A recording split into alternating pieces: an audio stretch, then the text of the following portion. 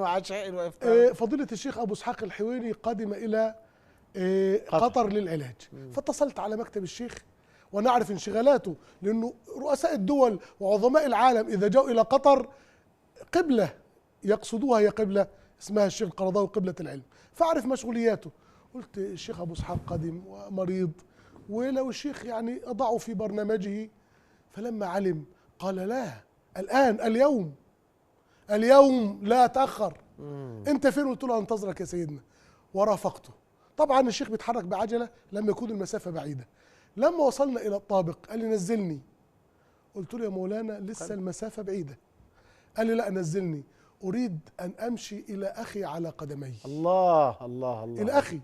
والشيخ أبو إسحاق لما رآه قال له من غير ما يعرف الجملة اللي بره، قال له يا مولانا أنا بعض ولدك.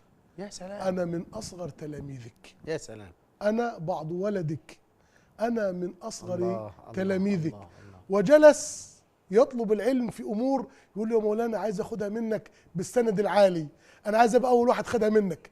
وكان الشيخ يصارع الموت إلا أن الله كتب له الحياة.